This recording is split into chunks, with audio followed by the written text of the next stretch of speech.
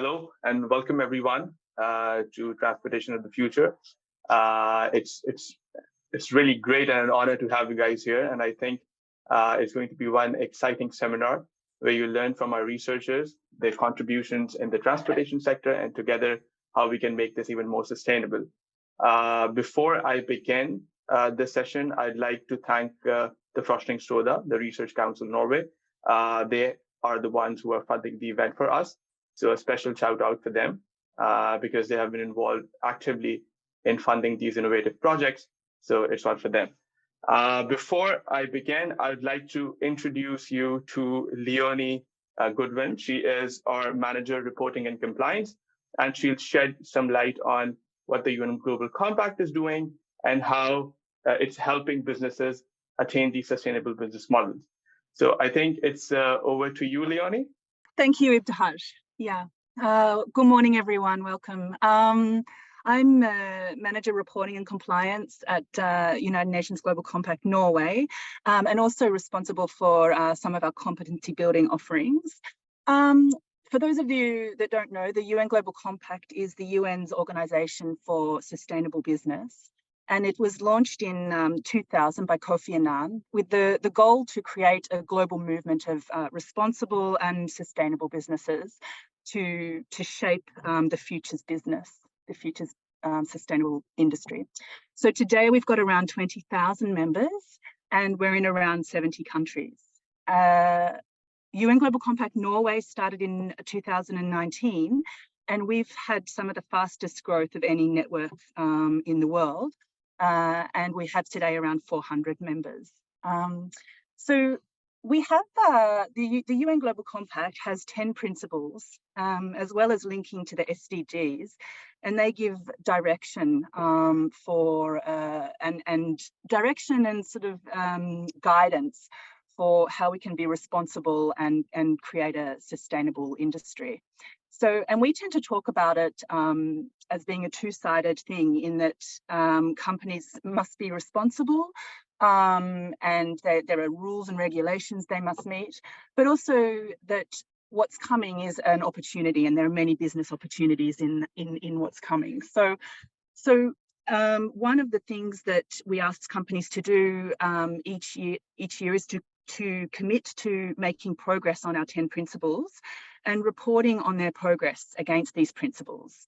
And that's called our communication on progress. And we actually have a new system coming in around that next year, which will make it much more open and transparent how companies are making progress against those 10 principles. So the 10 principles can also be used, as I said, to create opportunities and for businesses to think about their strategies, their policies, procedures, and their business models.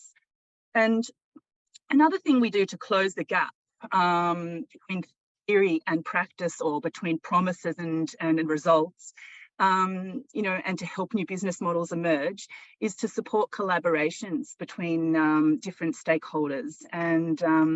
And this links with our, today, particularly in relation to today's session on transport, this links with our principles number 8, which is to undertake initiatives that promote greater environmental responsibility. And number 9, encourage the development and diffusion of environmentally friendly technologies. So transportation is like a huge issue, and there's a lot of room for innovation and development. When we look at transportation, Eurostat estimated that it contributes to 17% of total greenhouse gas emissions in Europe. And it's an important part of many of our members' value chains. So it's really important that we work to reduce emissions, that we work together and work together for the net zero carbon emission goal. So what we're going to talk about today, I think we're going to hear from researchers, and we're going to have an opportunity to talk about collaboration and opportunities together. So I'll hand over to Ibtehaj to tell us more. Thanks, Ibtehaj. Yeah, thank you so much, Leonie, for this. Really appreciate what UN Global Compact is doing, and being part of the organization. I believe that there are lots of things which are yet to be discovered. But without further ado, let's get into the presentations.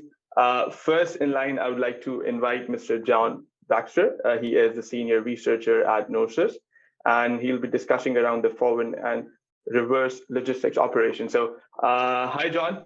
Hope you're doing great. Okay, thanks very much. I'm just going to try and share my screen. Hopefully it will work okay.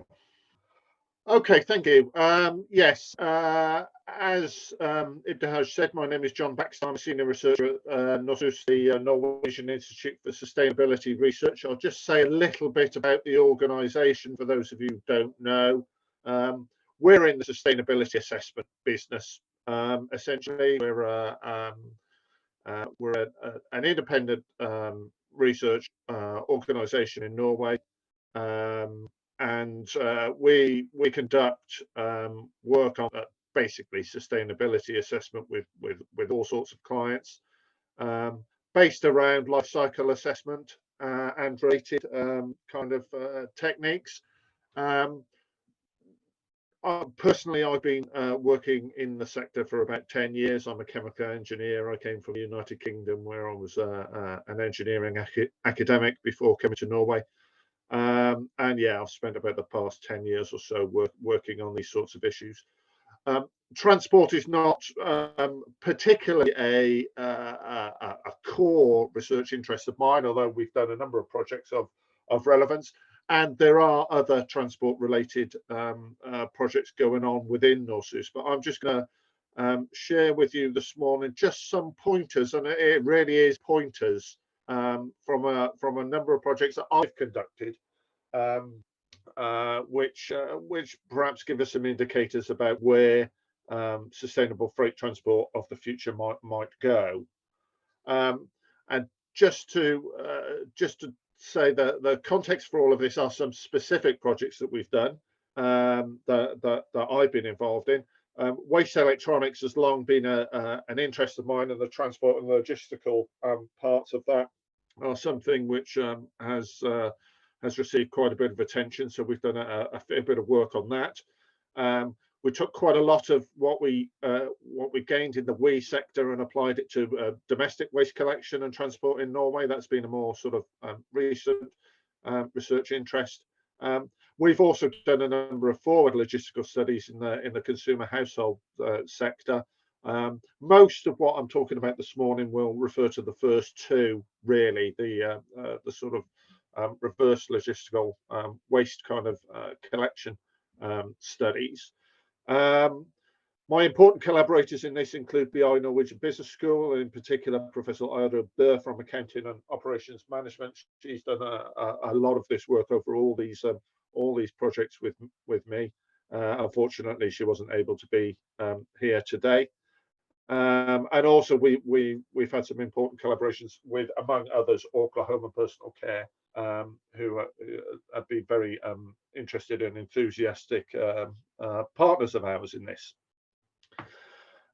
This is going to be necessarily quite light touch. I'm not going to get into too much detail. I think that's what Ibtehaj asked of me. So I'm going to touch on a few themes. And I'm going to mention in the broadest terms what we've observed for the sensitivities and challenges for the sustainability of logistic operations. We'll say something about the personal factors. They're really important. The perceptions and preferences of relevant actors along those value chains, that will come through as a very important theme. And I'll just say a few words about policy and strategic implications. As you'll see, what I have to say is not terribly much about the business of transport itself. And I'll explain what I mean by that as we go through the talk. So thinking primarily about the reverse logistical projects that I mentioned, the questions that I want to address is, from our observations, which are the factors that are most important for the economic and environmental sustainability of those operations. And we've tried to look at these in the context of both of those pillars, and to some degree with the social sustainability in mind as well. So basically all three sustainability pillars, but it's fair to say that environmental and economic considerations have been in the fore. And put very broadly, we've identified 3 types of factors that are in play in terms of sustainability of these operations. Norway in particular is a very interesting place geographically, and this is something that came through time and time again in the work that we've done. What works in Oslo doesn't work in North Norway for obvious reasons, and in that sense, Norway is a very interesting kind of canvas on which to do these kinds of studies, because there's so much geographical diversity within the country. We then have operational reasons, and they obviously interplay with the geographical factors, and by this we mean planning and scheduling of operations, for example. And I'll get into that in a bit more detail in just a moment. And then we have the personal factors, which, as we will come to see, are terribly important. And they relate to issues like, just looking at the icons there, concepts of customer service, negotiation, contract making, deal making, interactions between actors along the value chain. And those come through as very important. So 3 broad sets of factors that are of interest. I've mentioned the geography already, and in many cases it's perfectly obvious. There's a huge spread of demand and supply points in freight transport networks across the country. Obviously highly sensitive to factors such as regional population density, which vary enormously. Northern Norway being 1,000 times less population dense than the municipality of Oslo, for example. And naturally, we uncover that both economic cost and environmental impact of freight transport operations are expected to be much higher in rural areas. That's blindingly obvious, really. What's perhaps slightly less obvious is that the environmental impacts aren't driven so strongly by geography as the economic ones. The reason for that is that there's a large personnel cost involved in these sort of operations, and the environment is less sensitive to that. So both are important, but the economics in particular are driven by the geographical factors. In the sorts of studies that we've been looking at, examples of our operational factors that we've consider how quickly we can move vehicles around the network, and naturally that's dependent to some degree on geographical, topographical, traffic factors, all sorts of issues. But what we also noticed, naturally enough, is that they are potentially somewhat controllable through planning and scheduling. To what degree is it possible to route and schedule and plan things for when traffic burdens are lower? Can you run these operations at night rather than during the day? So on, so on. In some cases that's possible, in other cases less so. Loading and unloading of vehicles, vehicles moving to and from depots in terms of collecting and delivering goods, obviously important.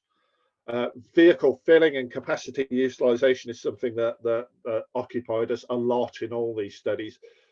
Probably the classic example that we've come across in these studies for that is what do we do in terms of domestic waste collection? Where do we deploy single chamber trucks as opposed to multi-chamber trucks? Depends on the sorts of wastes that you're collecting and the relative volumes of those and so on. So that's an important factor.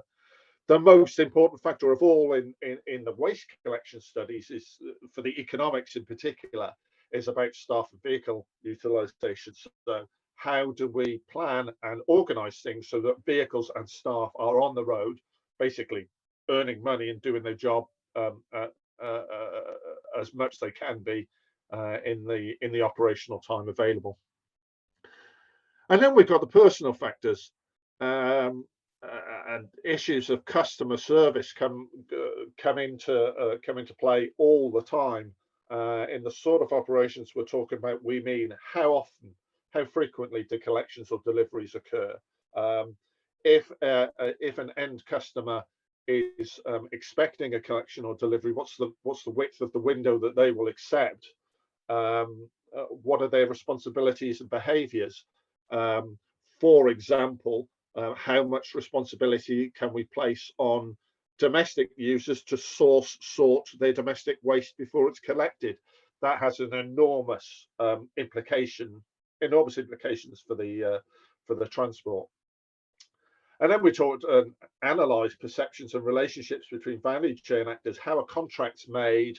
How do people approach the situation? We came across situations a lot where people have actually quite limited knowledge in detail of the value chains in which they operate. I'll say a bit more about that in just a moment. So there's a clear interplay between those three types of factors. They're obviously all in play and they all interact with each other, and I'll say something about those interactions. There's also a sense, has come out in the work, that some of those factors are perhaps more controllable than others. And I put a question mark there because it's not black and white by any means. But generally speaking, the further down we move, potentially the more controllable those factors become. So the message is that all of the factors are interplay, but some are probably more controllable than others. And these are just some examples in the work that we've come across of how those factors interplay, how geographical and operational factors interplay. So, for example, there's been a lot done on consolidating local operations across different regional units and looking at the economies of scale of those. These are all examples of how geographical and operational factors interplay. And we've already talked about how operational efficiency is strongly driven by consumer factors, by the demands that they put together. And in all these cases, there's a common theme is that there are basically arbitrary constraints or structures imposed on the transport operations. And by arbitrary, I mean politics, I mean consumers, I mean issues that are extrinsic to the business of transport itself. So I'm not really talking about transport this morning. I'm talking about the factors that impinge on transport more than on transport itself. I talked about the sort of interpersonal elements previously a bit. We did a detailed study of negotiation and contract making in the waste electronics sector, and what we found was that actors had a broad experience of the value chains in which they operate, but it was really quite broad, and they were really relatively lacking in understanding of the details of the costs and the impacts within their value chain. And also we saw that negotiations were very typically arm's length adversarial. And we instigated some processes where we put the people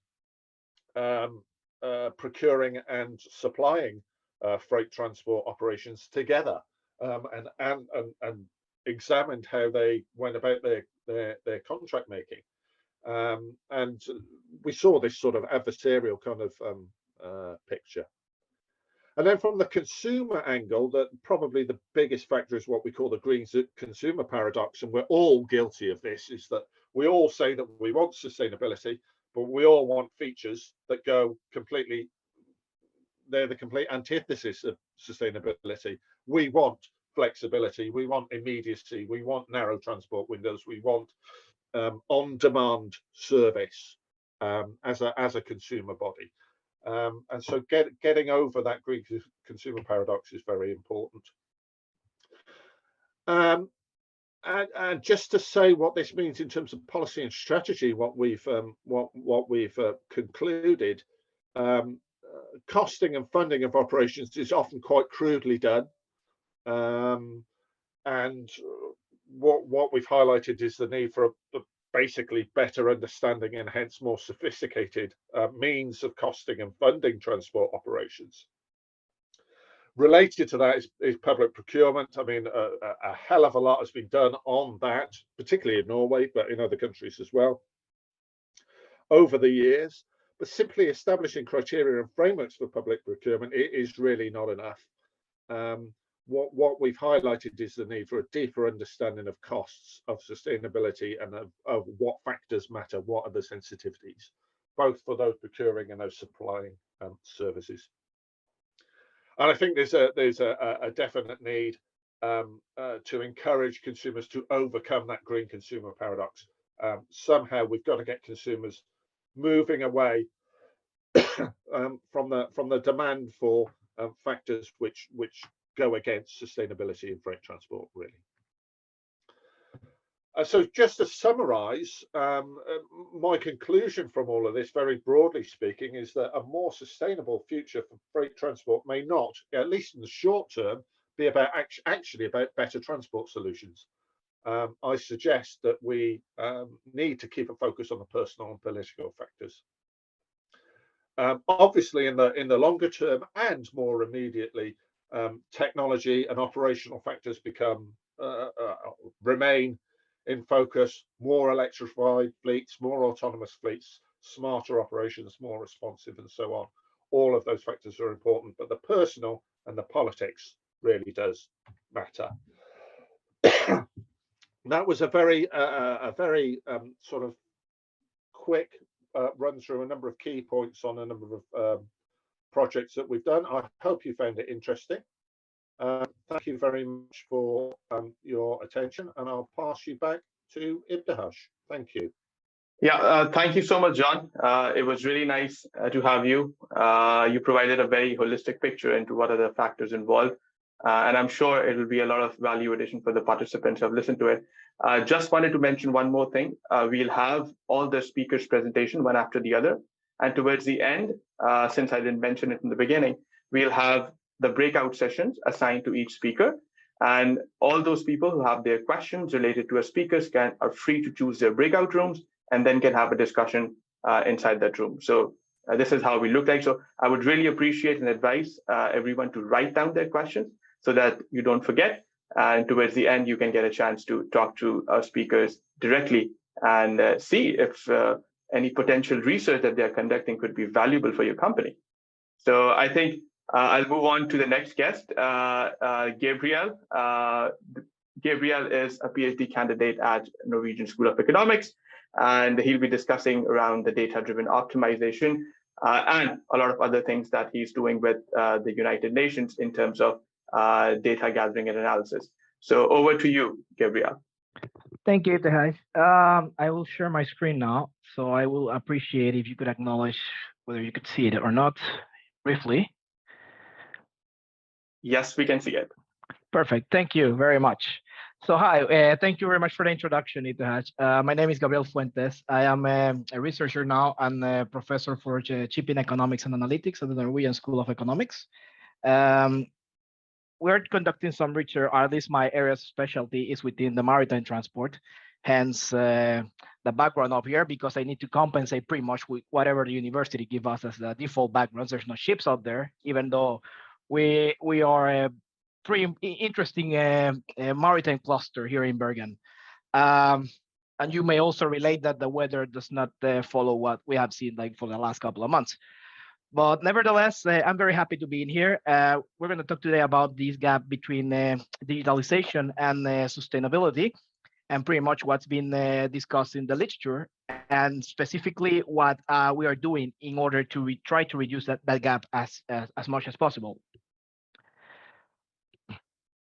So first of all, I need to share that at least at NHH, our mission statement is very much related with the United Sustainable Development Goals, and it's based on our motto that we need to create value in the form of that we should be together for sustainable value creation, in the terms that we need to enhance cooperation with several stakeholders.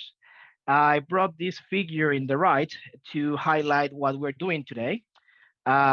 Of course, we as within the academic realm and part of this important task, we enjoy coming on this type of event, because then we can communicate ways whether a business practitioner or others could implement strategies for reducing their impact and having a more sustainable business model.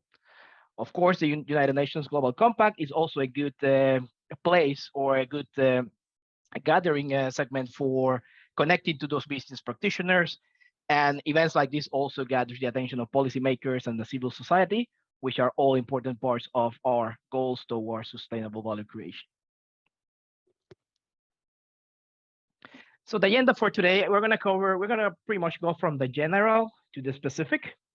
We're going to start with a small review on sustainability, and I do believe that's important because the concepts most of the times are not clear, or at least are a bit ambiguous in how to come from the theory to practice. So I do believe it's very important to review them before getting into the very specific things. Once again, here's the picture of our vessel coming into NHH or close by.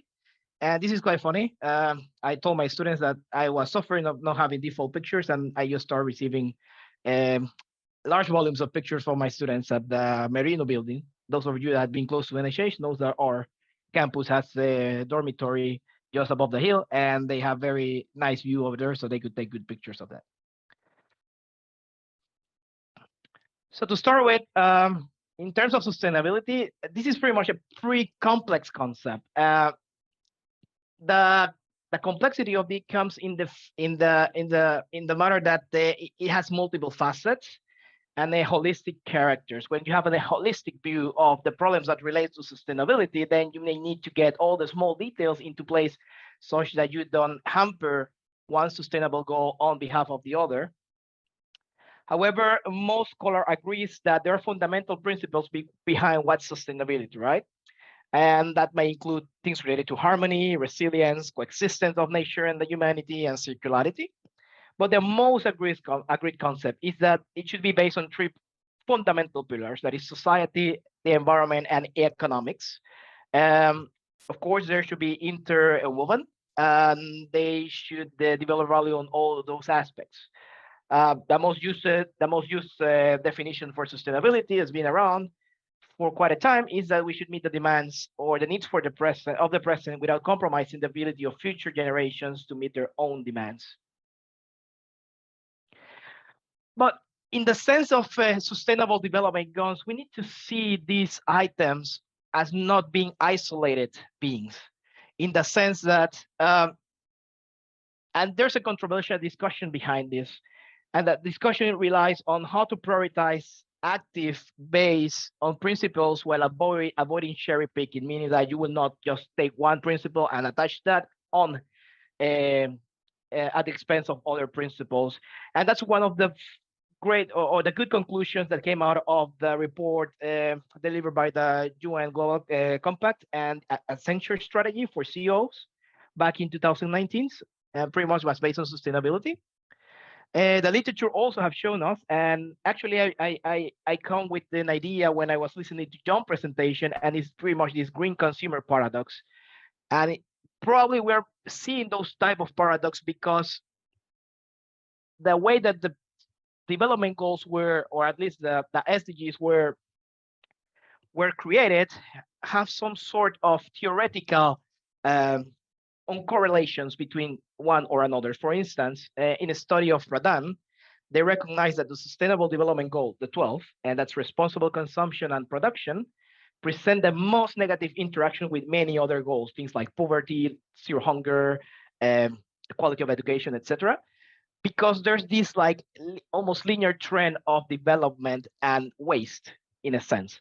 So it is always important to have in consideration that there's no panacea in trying to solve one of the SDGs at the expense of the others. There's no magic pill for that, and we are very aware of that. And of course, we try to reduce that relationship as much as possible with the creative solutions as we go. And of course, there's also some positive synergies. You might identify there's some SDGs which have like very strong synergies one among the others.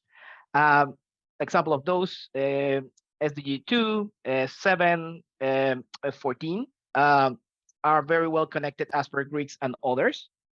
And that gives us food for what are the challenges for implementing SDG, pretty much based on what's being recognized at the synergies and on synergies between SDGs. for us, we like to implement things related with SDGs, or at least implement SDGs as a core measure within our research. First of all, we need to recognize that all the goals are universal, but they also need to be translated locally. So sometimes it's very difficult to make some very local application and expand. So therefore comes the importance of collaboration among stakeholders, pretty much Sustainable Goal 17. There's limited data has been recognized already, which hampers the follow-up progress and limit the impact assessment of how the Sustainable Development Goals are approximated. In part, it's limited by the knowledge gap and the lack of sound methods. That is one of the conclusions of Crespo-Quaresma and others in 2018. And I want you all to keep attached to that line over there, because we will going to see something very much related to that in a couple of slides from here. Keep that there's a knowledge gap and lack of sound methods for implementing SDGs in any science, right? Or in any business model. Then there's the need also to create science-based matrix, context-friendly measure, things that people could relate. And that's for scientists, that we should not be living on those ivory towers, and try to communicate in a way that people could understand, as they would just talk with a friend and they would understand any other topic. And of course, one of the conclusions of a report by GRI and the UN Global Compact back in 2018 is that there's an important need of harmonized indicators. And that's because by creating matrix, there's the risk that the matrix are based in local measurements, which might not be relatable to other areas measurements, which once again, we have to remember that that goes back to the first point, that the goals are born universal and should be remained at that, even though they need to be catered for local solutions. So where does the digitalization comes across? Well, in a study by Van der Walden, they recognize that the digital paradigms, and we're going to mention some of them briefly, are considered enablers of sustainable development. There are some opposing views on the role of digitalization as negative impacts, for instance, environmental waste from electronic waste, social negative impact from almost slavery conditions for the cobalt extractions in Africa, or even a health impact could happen, pretty much driven by digitalization. Another important aspect is that the nexus is still on tap. So we're in a very low threshold right now, things that which means that there's like a lot of upward pressure that we could release, such that we could have more digital solutions for sustainability goals. The World Economic Forum presented in one of report in the 2020 that the digital paradigms could impact 10 out of 17 SDGs. So what is my view of how digitalization works and in connection with the SDGs? Something like this. Sometimes you might relate, and I will relate two sciences, computer science and data science, which is pretty much interwoven with the computer science. They have their own development phases that not necessarily goes connected with the Sustainable Development Goals. My own addition to this one, and this is pretty much what I interpret from literature, but my own addition to this one is the need for something like this in between. Have decision support models, namely optimization models, mathematical modeling, such that you could connect these data science improvements to the Sustainable Development Goals via decision support models, so that the decision support models having the Sustainable Development Goals embedded could help us in deliver added value. So what is the basic shopping list for each segment? If you would like to talk about computer science plus data science, the things that comes to mind on the things that you will need to do in order for being fully conversant, or at least actionable for the Sustainable Development Goals, is that first of all, yes, people need to program, people need to know how to drive big data pipelines, also the ways of enhancing programming models such that you have efficient computing, which means connection to have the results on time, and some sound knowledge in mathematics and statistics, where you can pretty much include machine learning models or artificial intelligence, and probably but not like strictly necessary distributed layer technologies knowledge, things like blockchain information. On the realm of the decision support models is pretty much like having the knowledge to model the world as a computer math program to take in the best decision aligned to the UN SDGs. The way I envision the UN SDGs, or at least a medium-term solution, will be something like this: having computer science and data science connected to decision support models in the academic realm. That's a new research area called data-driven applications or data-driven decision support models, which has like a strong emphasis or is built upon optimization based on the United Nations Sustainable Development Goals. An observation for Bergman back in 2018 holds true until now, and is that attaining sustainability will require interactive efforts among disciplines. It's no longer enough to work in silos or within research areas or within business models to attain the sustainability goals. And of course, what ties us all, the partnership for the goals, which brings us together and pushes us to work together towards the goals. The ideal solution will be something like this. You do remember that discussion that I was mentioning before, the hampers of computer science, how computer science hampers sustainability. And that could pretty much be reconsidered when you have some sort of holistic view where the United Nations Sustainable Goals goes behind all of it or on top of all of it. So that's an important takeaway that I like to share. Of course, there are some initiatives already trying to build things like those. The United Nations Global Pulse, which is pretty much an innovative lab where they like to connect digital solutions towards United Nations Sustainable Goals. And one group where I'm participant also is the United Nations Big Data, which is a committee of experts working on big data and data science for generating official statistics and pretty much monitoring how the UN SDGs are tackled. If you go on the UN Global Pulse website, they do have recognition on how big data could tackle all the United Nations Sustainable Development Goals. Here's a link. I will be sharing the slides, I think. So I will encourage you to go and check out the report. It's very well connected on how you can tackle the SDGs with big data. Now into the maritime transport context, the IMO is been dealing strongly with the Sustainable Development Goals for the last couple of years. But I don't want to lose that context of what's happening right now. It is really important for us to consider the things that are happening as we speak. Of course, the COP27 in Sharm el-Sheikh has brought us some interesting action plans from both the IMO and related liaison actors.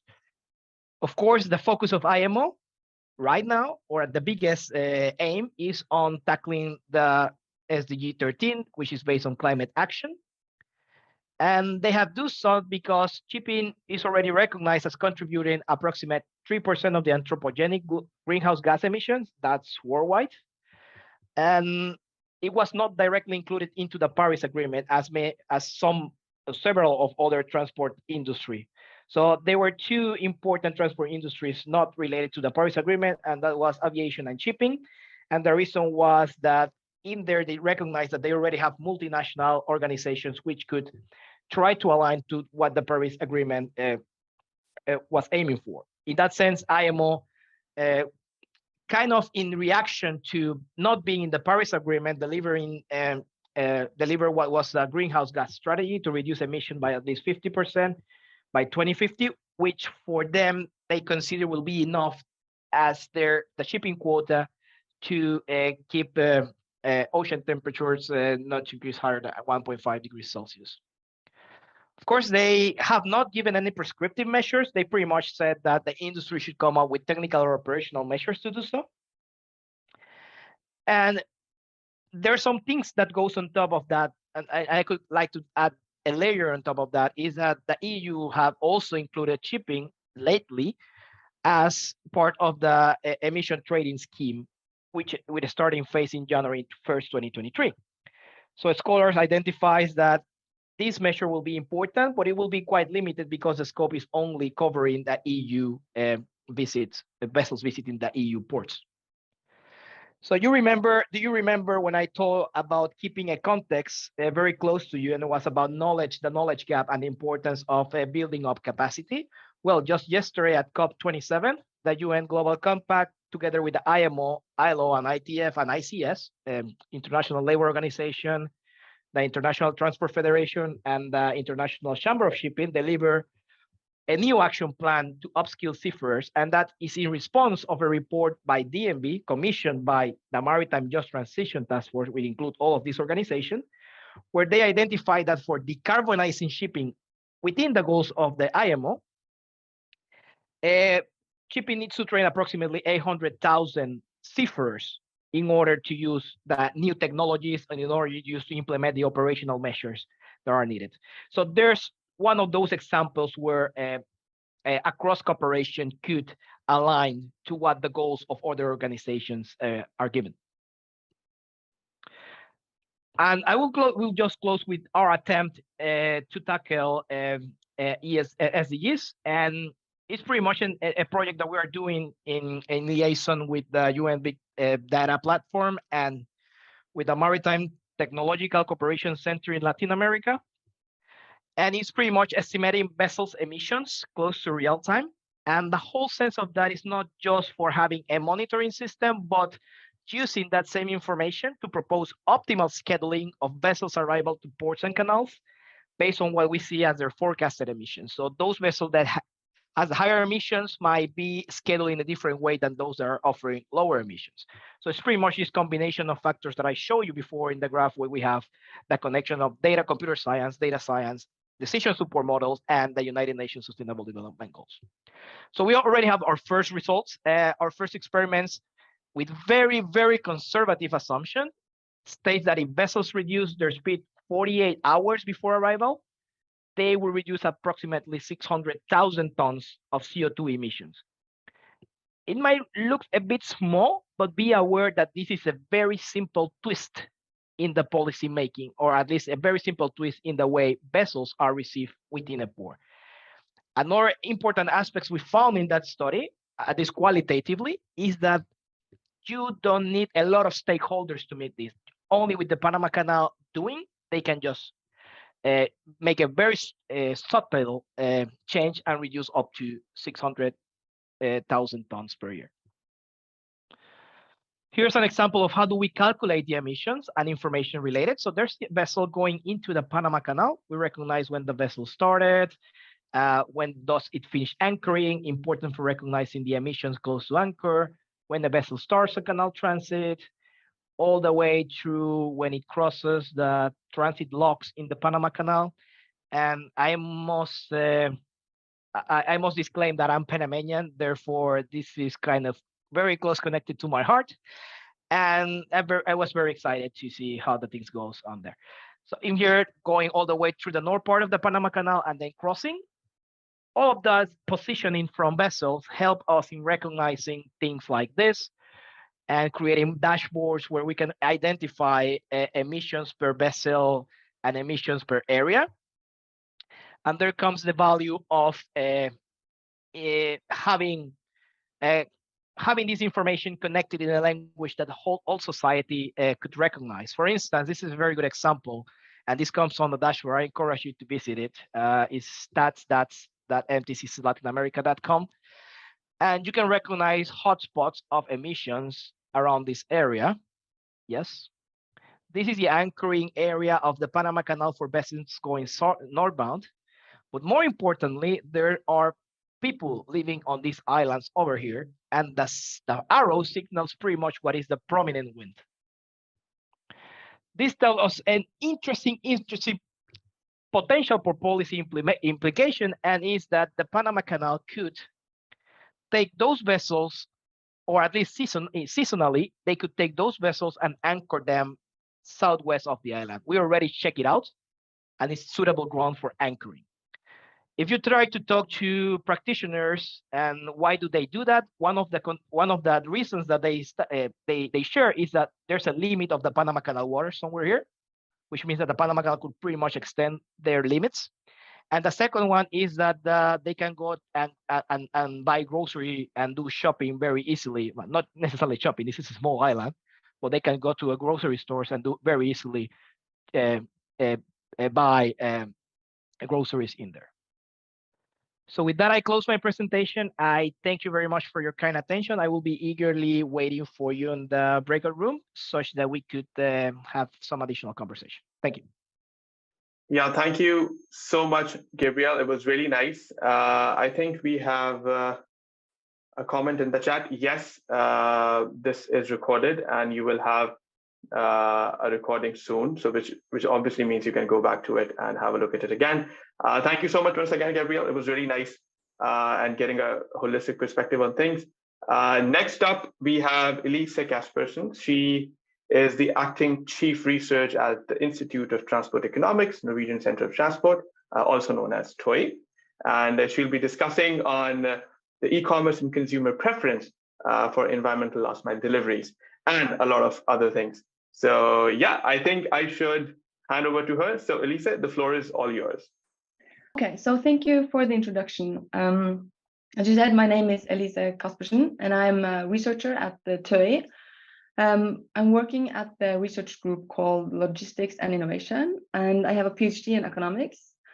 And my research interest lies, as you said, within e-commerce, consumer preferences, and sustainability. And so that's what I'm going to talk about today, namely consumer preferences related to last mile deliveries and how they can contribute in achieving or improving sustainability of those.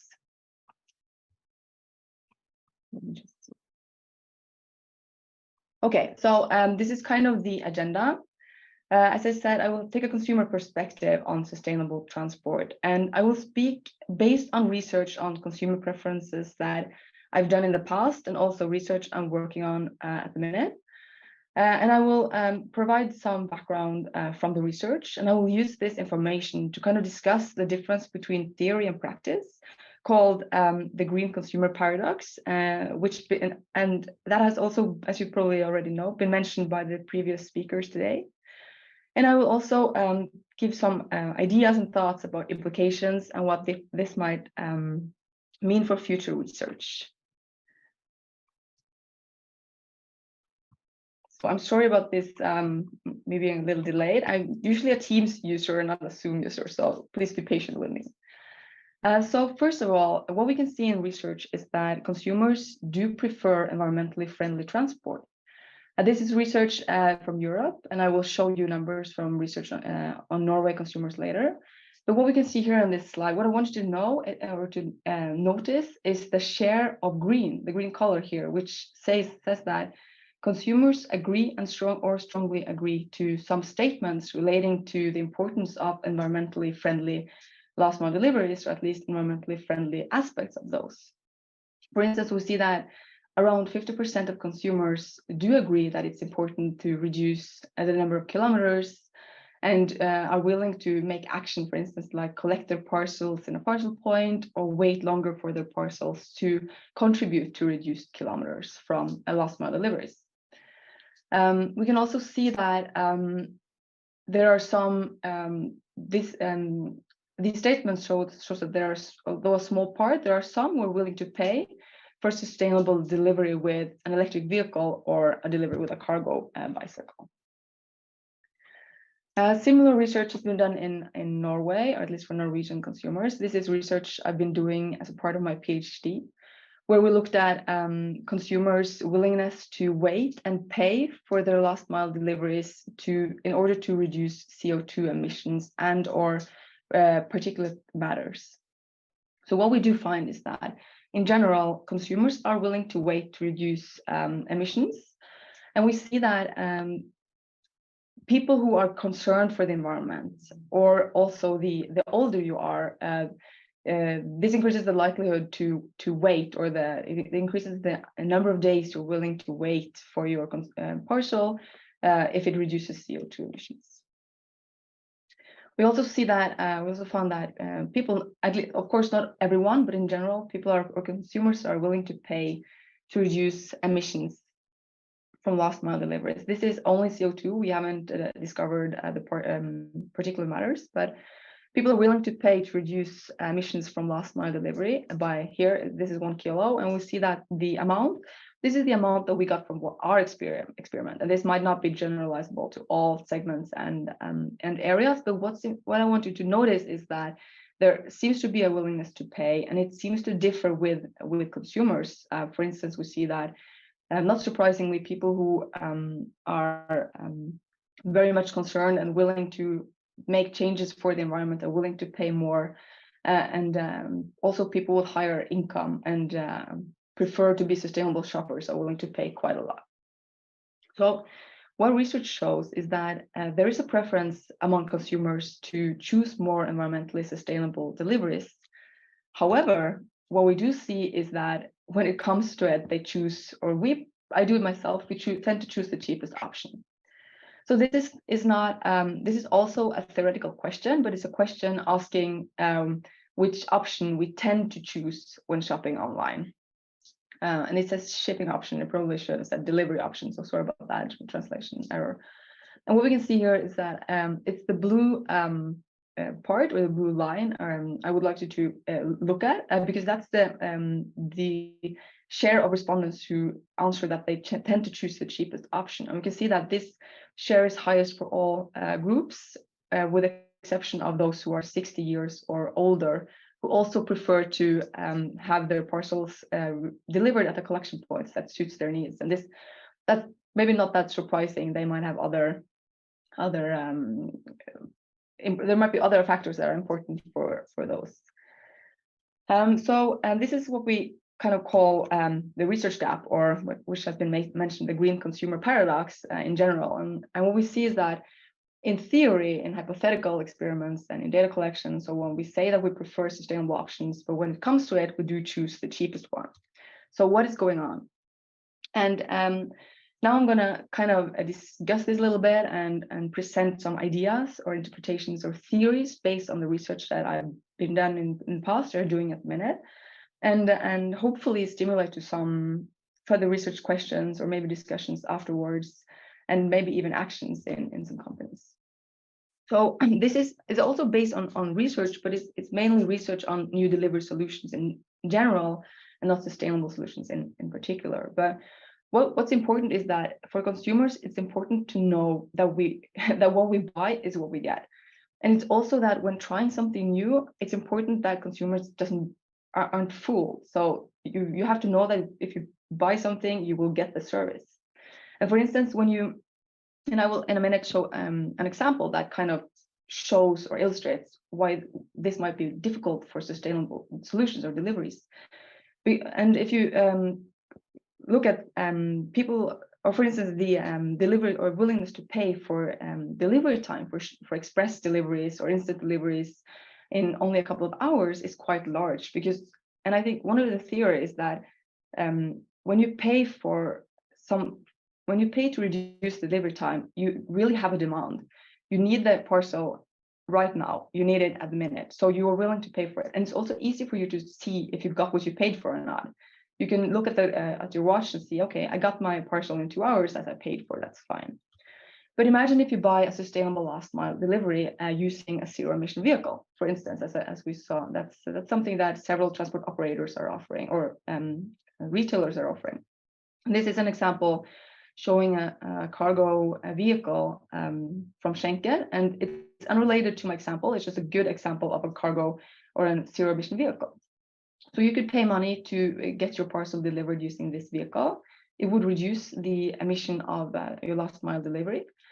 But then when you receive your parcel, for instance, you receive this quite large container or box containing just a small USB stick. So at least in this case, you have paid for a sustainable delivery, or at least a sustainable transport mode. And what you get is a parcel that's not sustainable at all, because here you could have actually multiplied the amount of USB or the number of USB sticks by quite many times to just by the size of this parcel. So at least for me, I would like to ask, would you buy it again? The answer on my behalf would be, I don't think so, because then I would have felt like I was just got fooled or something. So this is something I think you should be careful, or that might explain some of the research gap or the green consumer paradox. And there's also some new solutions that are environmentally sustainable. At least the argument is that they might be more environmentally sustainable than the actual alternative that exists on the market today. For instance, parcel lockers. But these new solutions kind of transfers the work to the consumer. I know it's not that much work you do as a consumer, but you kind of when delivering to a parcel lockers, instead of, for instance, a manned delivery point in the store, as we usually have in Norway, you will reduce the need to have a person delivering the parcel to the consumer. So you kind of, the transport operators, the retailers save money, and the consumer are asked to pay for that. So based on this, I would like to make a claim. I believe that although consumers do not choose the most sustainable solution today, they might do so in the future. And I think the key is to give the right incentive. And I would like to show just a screenshot from Oda delivering groceries purchased online. And we can see that they use dynamic pricing at least per week. And we can see also that depending on what time slot you choose for your delivery, you will pay accordingly. So if you choose a time slot that's short, 2 hours, for instance, it will be more expensive than if you choose a longer time slot. And this is a tool to stimulate consumers to choose solutions that are both more environmentally friendly and also cost reducing for Oda in this case. So what my key point is, and this might be obvious, is that sustainability should be easy and attractive. And I think we might maybe close some of the gap if we're able to provide low-priced, sustainable delivery solutions. And this is a research question that at least myself and several of my colleagues would really want to work more on, because we know what's happening, what consumers set in theory, and we know what they do in practice, but to try and combine them to see if we can kind of adapt theory and practice to fit in a new solution. For instance, providing low-priced, sustainable delivery solutions. And this takes us to the next idea, based on the fact that we can find a willingness to pay. So the theory is that if you start out with providing sustainability as an easy and accessible and attractive service, you can eventually kind of build up a service with clear benefits. And then the theory at least says that there will be a willingness to pay, and thus a potential gain for companies within providing sustainable transport delivery solutions or transport solutions. So what do we do with this? So for the first I would like to just highlight is that the research shows, and this has already been mentioned, that end consumers or end users or consumers, they do prefer sustainable last mile deliveries. Although it's difficult, they don't tend to choose it today. They are, at least I think that they are likely to choose it when it's presented as a low cost alternative, and it's not something that you need to pay as an extra service or an add-on cost for an already perfectly well-functioning transport solution. And I also believe that there's a higher willingness to pay when the service and benefits are clear to the consumers. Further, I would like to ask or to state that I think this is also relevant for the whole transport chain. I've now spoken mainly about sustainable last mile deliveries, but I think that, as I mentioned also with the parcel or with a package containing only this small memory stick, that in the future, I think consumer will also be more concerned with sustainable transport chain. So if you pay for a zero emission vehicle, you kind of expect it to also be also delivering parcels that are kind of sustainable, at least with respect to packaging and other elements. So that's maybe a way to look at sustainable deliveries, is that it's not a service that people should pay for yet, but it's an investment that might provide a sustainable or provide a service in the future. So that's everything for me. Yeah, thank you so much, Elise. It was really nice to see all of that and your research, and to what extent are you expanding onto it, like a very different and unique perspective to things. But yeah, I think it's nice to hear from you. And finally, we'll move on to our last speaker, Peter Christiansen. He is a climate advisor at Oslo Kommune, and he'll discuss the work done by the Kommune to accelerate the transition to zero emission in terms of mobility and transportation. So over to you, Peter. Yeah, thank you so much, Ibtehaj. So I hope you hear me and that you see my screen. Yes, we can. So yeah, so my name is Peter Christiansen, as you said. I'm project manager for the Climate Agency.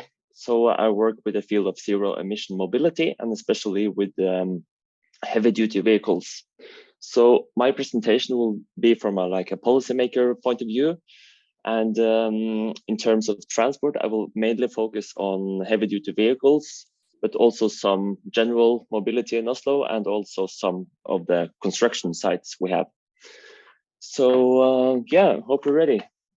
Yeah. So I want to give you a brief background of the climate strategy that we have. That's the reason for everything we do here in the Climate Agency. And is it possible to reach our target of zero emission transport? I will try to come into that and look at the status right now. Where are we? And how far are we on the route to zero emission transport? And third, I want to look into the tools and measures that we have right now to become fully zero emission.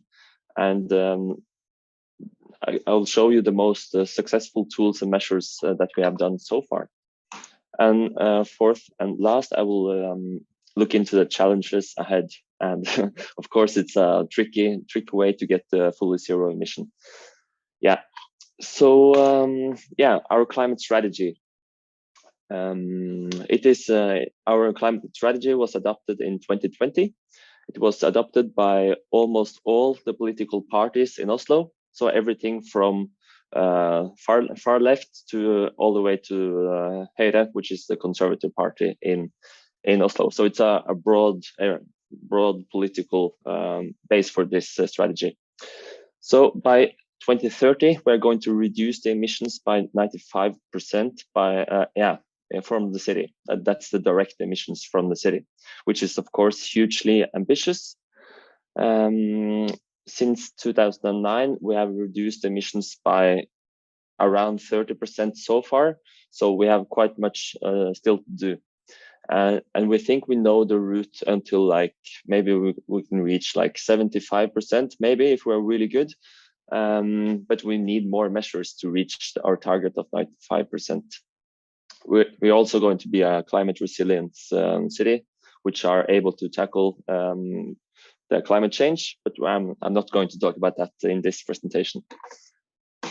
So just to give you some highlights from our climate strategy, the public transport is of course really important when you talk about transportation of people in the city.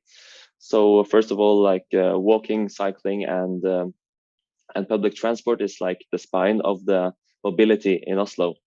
And that's really important to be able to succeed in the transition to zero emission and transportation as well, also for freight transport and so on.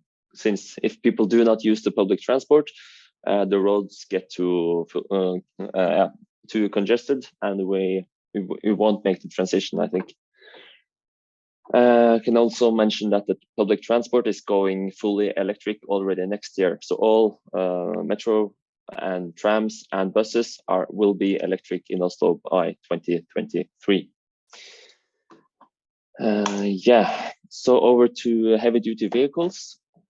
The strategy says that all heavy duty vehicles and the vans should be zero emission. For heavy duty vehicles, we also accept some use of biofuels, but our preferred option is zero emission fuels. This picture is from a parade that we did earlier this year, where we think it's the first parade of zero emission trucks in the world. So we had a parade that ended up at the harbor in Oslo. So all the trucks you can see on this picture, except maybe one, is zero emission.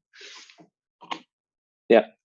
And for construction, our climate strategy says that all our own construction sites, all the construction sites that are ordered from the city, which is roughly 20% of the market, shall be zero emission by 2025, the latest. And already in 2019, we had the first zero emission construction site in the world, which this picture is from. And there are a number of zero emission construction sites in Oslo right now. So that's really cool. Yeah, that's been a really cool way to go. And by 2030, all construction sites in Oslo shall be zero emission, which is of course really ambitious, but we will see. We hope that we can succeed. Yeah, just to talk a bit about transport on sea as well. All our ferries are now electric, and also the fast-going boats are also going electric soon. And all traffic on sea inside the city of Oslo, the borders of the Oslo municipality, shall be zero emission by 2030. Yeah, so is it possible to reach these targets for zero emission transport? So I will look a bit into the status of different means of transport right now. So the private cars in Oslo, they are really going electric, as many of you know. Electrical cars are really taken over all of Norway. And we see that the sales of electrical cars in Oslo by 2022, it's 82% of the market, which is fully battery electric cars. So it's been a really fast development here. And right now, around 1/3 of all cars in Oslo are fully electric. So it's still difficult to reach a target of fully zero emission transport by 2030, but it's at least we are on the right route. So for vans, also vans are going fast electric in Oslo. 37% of the market is electric, and around 13% of all vans that are in Oslo right now are electric. And also trucks has really picked off during the last years. We have seen the introduction of electrical trucks, especially in the construction sector, and also biogas trucks. Biogas is also a preferred fuel for trucks in Oslo, since Oslo is a big producer of biogas. We want to use that in the trucks in the city. So of the market in Oslo right now, 15% of the market is biogas, and 9% of the market of new sales of trucks are electric. So that's way ahead compared to the rest of Norway, as you can see on these figures. So this development is really, really cool, and it's actually happening faster than we thought. When we look into construction machinery, there's been quite a development there as well. So we think that approximately 15% of all new excavators above 8 tons will be electric in Norway in 2022. So this is not a huge share of the market, but it's quite impressive compared to, it's not much happening on electrical excavators and construction machinery elsewhere in the world. So even though it's starting to pick up, but Oslo is really on a front runner here. So we see that we have been able to make the market shift, and that the companies that deliver construction machinery is starting to really listen to our demands. We also done some calculations with the SINTEF that looked into the costs of construction machines by 2030, and we expect that the construction machines, like electrical construction machinery, will be in many cases cheaper than diesel by 2030. Yeah, you can read the full report here if you want. So just to answer my question on number 2, is it possible to reach the target of zero emission transport? It will be difficult, but I think we have a lot of, we are on the correct route, and we will for sure get a long way there. but if we can reach target of fully zero emission, it's still hard to say, I would say. So to look into the tools and measures to become fully zero emission. So one really important tool for us in the city of Oslo is to cooperate with businesses and industry in Oslo. So mostly in terms of freight transport and construction, everything here needs to be done and done by the industry, like the transport industry or the construction industry or the companies that order the transport. So businesses is really important to us. So we have our own business collaboration, which is called Businesses for Climate. This is, we have approximately 140 members from businesses and industry in Oslo. And this is quite a lot transport industry, it's wholesale industry, and it's construction industry. Like that's a big part of it.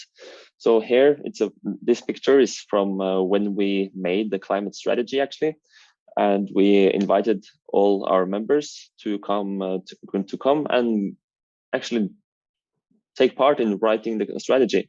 And quite much that was written on this meeting was put straight into the strategy. So we really try to listen to the businesses in Oslo and make the transition easy for them. That's our role. Another important tool for us is the road toll system. So those of you that are often in Oslo, I guess you know this quite well, but for those of you who not, you have to pay a small fee every time you drive in and out of the city, to say it easy. And this is like an important measure for us to the transition to zero emission fuels, since EVs and zero emission heavy duty vehicles pay less or nothing to pass the toll ring. So if you are a transport company that drives a lot in Oslo and you drive with a heavy duty vehicle, you can save approximately at least 10,000 euros a year on the free passing through the toll ring. And zero emission fuels for heavy duty vehicles are exempt from a road toll system until 2027, the latest. And all the income from the road toll system goes back into the public transport in Oslo, which is really, really important. And our procurements is maybe one of our most important tools. So we put really ambitious demands for climate gas mitigating measures in our procurements. So by 2025, in all our procurements regarding transport and construction, we will demand only zero emission or biogas. So that means if we are, for example, buying new PCs for all our schools, we demand that all transportation of the hardware and the PCs are done by zero emission vans or trucks. And the same for construction site, we demand that the construction sites will be zero emission. Already now, if the market is ready, we put forward these demands for biogas and transport. And as you can see of these figures, this is our demands for last mile transport in contracts. We are getting almost 100% zero emission transport in our procurements. This is our big procurements. And this is actually outdated since it's some figures for biofuels here as well. And now we are actually 100% zero emission in all these procurements. And the best thing about this is that since 2019, when we started to put forward these demands in procurements, we haven't seen any additional costs. And that's really surprising for us. We thought we would see some additional costs when we demanded zero emission transport, but we as a city, we haven't seen any additional costs. So it could be that the transport companies have put their price really low to get into the market.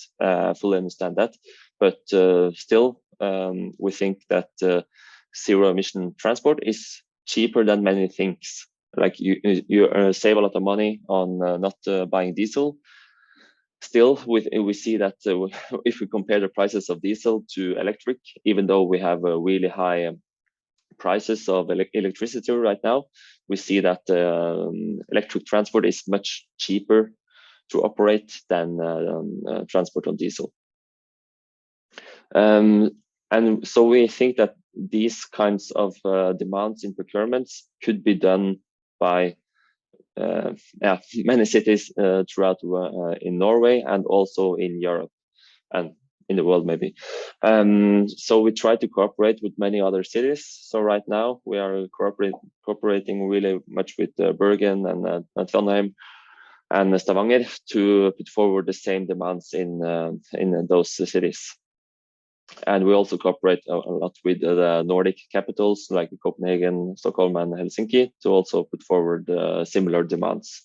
So I think that's really a correct way to go. Yeah, and last tool I want to mention is our support schemes. We have a number of support schemes also locally in Oslo. So we try to support charging infrastructure and also biogas stations.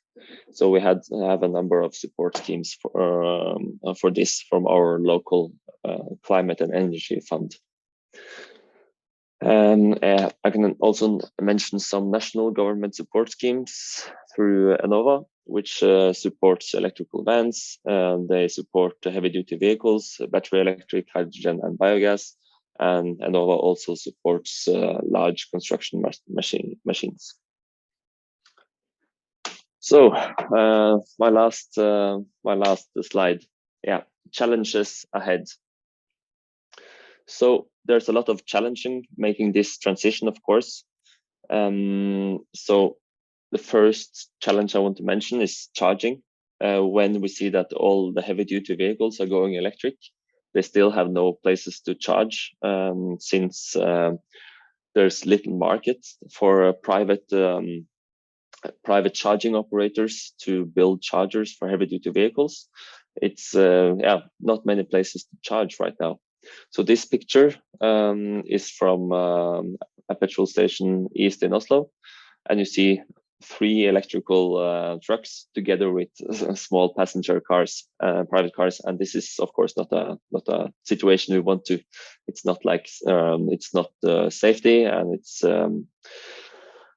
it's not good for the transport companies or the construction companies to be in a queue behind private cars either.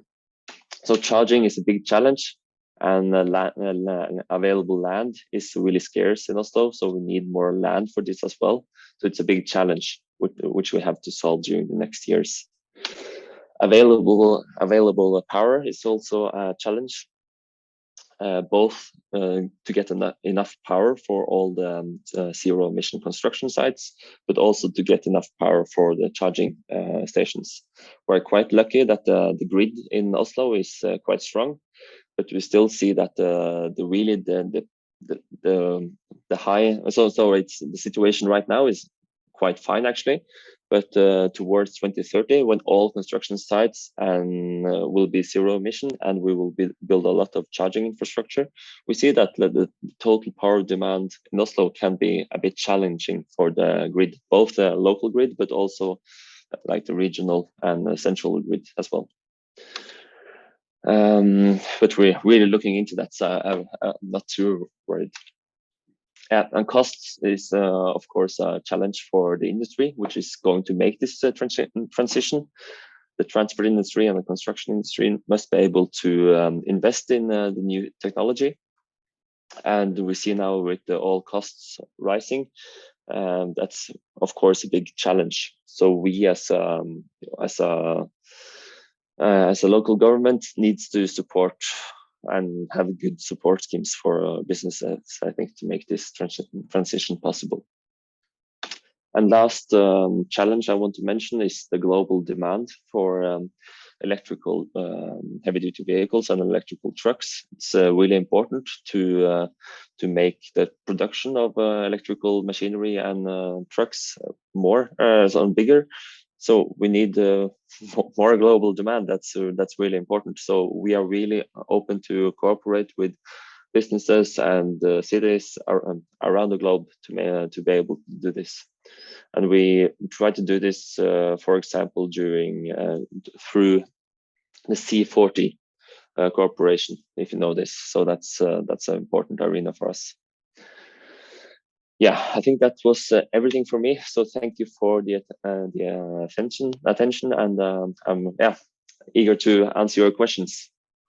Yeah, thank you, Peter. It was really nice to see what the Oslo Kommune is doing in their regards, and super interesting projects ahead.